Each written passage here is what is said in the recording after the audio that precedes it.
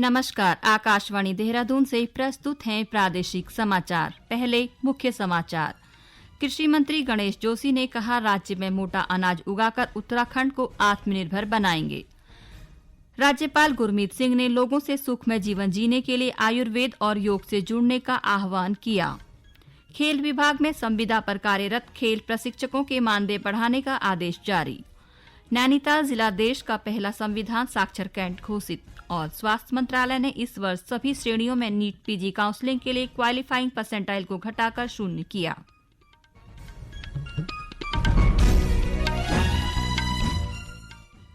समाचारों के साथ मैं नीता कांडपाल। अब समाचार विस्तार से। ऊधम सिंह नगर स्थित पंतनगर विश्वविद्यालय में महिला किसान और महिला दैनिक मजदूरों के पलायन विषय पर संगोष्ठी का आयोजन किया गया। संगोष्ठी का शुभारंभ करते हुए कृषि एवं ग्राम्य विकास मंत्री गणेश जोशी ने कहा कि राज्य में मोटा अनाज उगाकर उत्तराखंड को आत्मनिर्भर बनाएंगे। इस अवसर पर उन्होंने कहा कि राज्य के निर्माण में महिलाओं की महत्वपूर्ण भूमिका रही है। कृषि मंत्री ने कहा कि केंद्र और राज्य सरकार महिलाओं के कल्याण के लिए लगातार काम कर रही है। श्री जोशी ने कहा कि फसल उत्पादन, पशुधन, बागवानी, मत्स्य पालन और कृषि विकास में महिलाएं महत्वपूर्ण भूमिका निभाती हैं। उन्होंने कहा कि आज महिला किसानों को खेती के लिए अधिक से अधिक कृषि यंत्र दिए जा रहे हैं।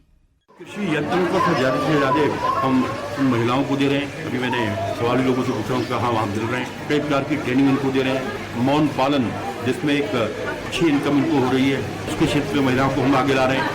आज हमारी जो परंपरागत खेती है, मिलेट से अन्न, जिसको मोदी ने नाम दिया है, उसके लिए हम 80% हम सब्सिडी दे रहे हैं ताकि हमारी महिलाएं श्री अन्न को उगाएं, क्योंकि श्री अन्न स्वास्थ्य की दृष्टि से इतना लाभदायक है। कार्यक्रम में श्री जोशी ने महिला समूह के स्टॉलों का अवलोकन भी किया। गौरतलब है कि एक दिवसीय संगोष्ठी में पलायन से संबंधित विभिन्न विषयों पर चर्चा की गई।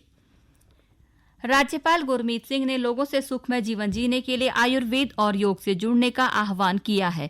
वे आज देहरादून स्थित राजभवन सभागार में आयोजित आयुर्विज्ञान सम्मेलन को संबोधित कर रहे थे। इस अवसर पर राज्यपाल ने उम्मीद जताई कि सम्मेलन में आयुर्वेद से जुड़े विषयों पर मंथन के बाद जो निष्कर्ष निकलेगा उसे देश और दुनिया के साथ साझा किया जाएगा। आयुर्विज्ञान सम्मेलन में शामिल हुए आचार्य बालकृष्ण ने कहा कि उत्तराखंड में आयुर्वेद की अपार संभावनाएं हैं। लोगों को आयुर्वेद के इस्तेमाल के बारे में और बताए जाने की जरूरत है।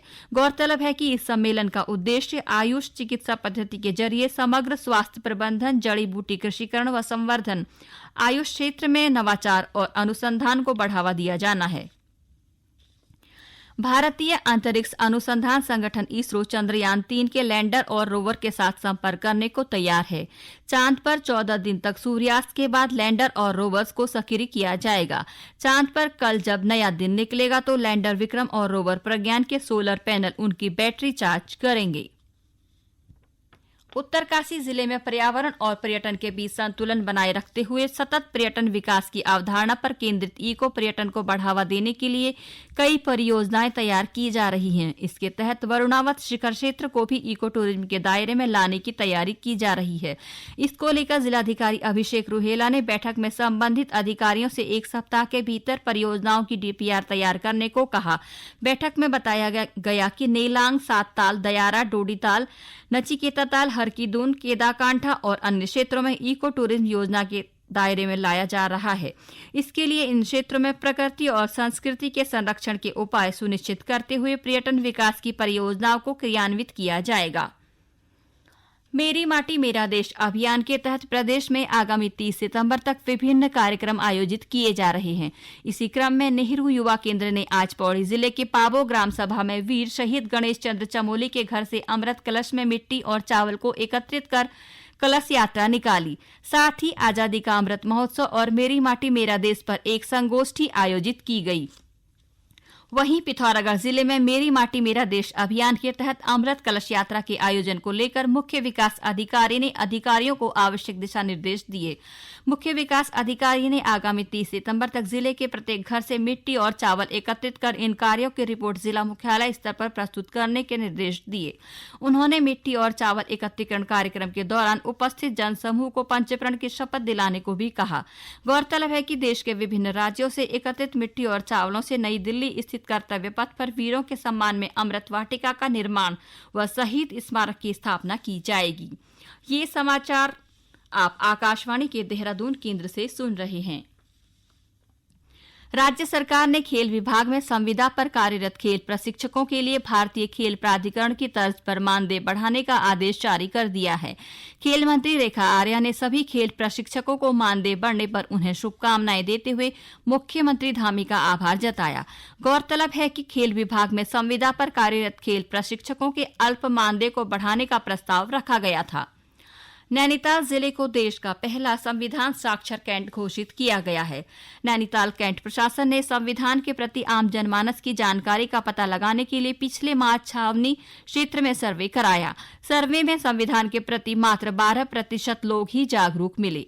इसे देखते हुए कैंट प्रशासन ने दास्ताने संविधान कार्यक्रम के तहत लोगों को संविधान, उसमें प्रदत्त अधिकारों, कर्तव्यों के बारे में जागरूक किया। इस अभियान के परिणाम स्वरूप नैनीताल कैंट को पूर्ण संविधान साक्षर कैंट का दर्जा हासिल हो गया है। स्वास्थ्य और परिवार कल्याण मंत्रालय ने नीट पीजी काउंसलिंग 2023 के लिए स्नातकोत्तर पाठ्यक्रमों की कट ऑफ प्रतिशत घटा दी है। अब सभी श्रेणियों में क्वालिफाइंग परसेंटाइल को 0 कर दिया गया है। मेडिकल काउंसलिंग कमेटी MCC द्वारा कल जारी एक अधिसूचना में इसकी घोषणा की गई। जो उम्मीदवार राष्ट्रीय पात्रता सह प्रवेश परीक्षा स्नातकोत्तर नीट पीजी 2023 परीक्षा के लिए उपस्थित हुए थे, वे अब काउंसलिंग प्रक्रिया में भाग लेने के पात्र होंगे। मेडिकल उम्मीदवार आधिकारिक वेबसाइट mcc.nic.in पर नोटिस देख सकते हैं। चंद राजाओं की राजधानी रही चंपावत जिले में आज से मां नंदा सुनंदा मेला धूमधाम से शुरू हो गया है। मेले में कलश यात्रा व विभिन्न झांकियां निकाली गई। मेले के उद्घाटन अवसर पर अपर जिलाधिकारी हेमंत कुमार वर्मा ने बताया कि 26 सितंबर तक आयोजित मेले में विभिन्न वैदिक अनुष्ठान और पूजन के साथ ही शैक्षणिक व सांस्कृतिक कार्यक्रम आयोजित किए जाएंगे। मेला अध्यक्ष शंकर पांडे ने बताया कि ये मेला पूरे कुमाऊं मंडल में धूमधाम से मनाया जाता है। उन्होंने कहा कि महोत्सव का समापन एकादशी को शोभा यात्रा के साथ होगा। आज से मां नंदा सुनंदा का यह भव्य मेला चंपावत में स्टार्ट हो चुका है। सारे कुमाऊं में यह मेला आयोजित होता है। कलश यात्रा के साथ इसका प्रारंभ हुआ। 5 दिन तक यह कार्यक्रम चलेगा। 5वें दिन यहाँ पर डोला यात्रा निकलेगी और 6ठे दिन भंडारे के साथ इसका समापन हो जाएगा। और जैसा कि आपको पता ही है कि चंद राजाओं के वक्त से और कतिरुई राजाओं के वक्त से बना हुआ यह विशाल बालेश्वर मंदिर जो कि विश्व प्रसिद्ध है, इसमें यह कार्यक्रम आयोजित होता है। सरकार ने विज्ञान, प्रौद्योगिकी और नवाचार के क्षेत्र में नए राष्ट्रीय पुरस्कारों की स्थापना की है। इन्हें राष्ट्रीय विज्ञान पुरस्कार कहा जाएगा। यह पुरस्कार वैज्ञानिकों, प्रौद्योगिकीविदों और आविष्कारकों को विज्ञान, प्रौद्योगिकी और नवाचार के विभिन्न क्षेत्रों में उल्लेखनीय योगदान के लिए दिया जाएगा। पुरस्कार के अंतर्गत 4 श्रेणियां होंगी: विज्ञान रत्न, विज्ञान श्रेय, विज्ञान युवा शांति, स्वरूप भटनागर और विज्ञान टीम। विद्युत नियामक आयोग आपके द्वार अभियान के तहत पिथौरागढ़ के धारचूला में 26 सितंबर को गोष्ठी का आयोजन किया जाएगा। उत्तराखंड विद्युत नियामक आयोग के सचिव नीरज सती ने बताया कि गोष्ठी के जरिए विद्युत उपभोक्ताओं को बिजली के नए कनेक्शन बिलों के भुगतान, मीटरिंग और शिकायत निवारण की प्रक्रिया के लिए जागरूक करना है। साथ ही गोष्ठी में विद्युत उपभोक्ताओं की शिकायतों का समाधान भी किया जाएगा। पिथौरागढ़ और चंपावत जिलों के युवाओं के लिए आगामी 1 से 8 नवंबर तक चंपावत के बनबसा स्थित सेना मैदान में अग्निवीर भर्ती रैली का आयोजन किया जाएगा। कर्नल राहुल मेलगे ने बताया कि लिखित परीक्षा में सफल अभ्यर्थियों के लिए शारीरिक दक्षता परीक्षा के लिए रैली भर्ती का आयोजन किया जा रहा है। वहीं जिलाधिकारी नवनीत पांडे ने अधिकारियों को भर्ती रैली स्थल पर युवाओं को सभी सुविधाएं देने के लिए व्यवस्थाएं करने के आवश्यक दिशा निर्देश दिए हैं। उत्तरकाशी जिले में धराली गांव में आज भालू के हमले में एक महिला गंभीर रूप से घायल हो गई। इस घटना की सूचना मिलने पर जिलाधिकारी अभिषेक रुहेला ने घायल महिला को हेली सेवा के माध्यम से एम्स ऋषिकेश पहुंचाया। प्राप्त जानकारी के अनुसार महिला बगीचे में काम करने गई थी।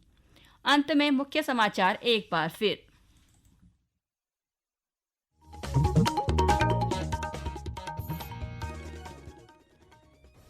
कृषि मंत्री गणेश जोशी ने कहा कि राज्य में मोटा अनाज उगाकर उत्तराखंड को आत्मनिर्भर बनाएंगे।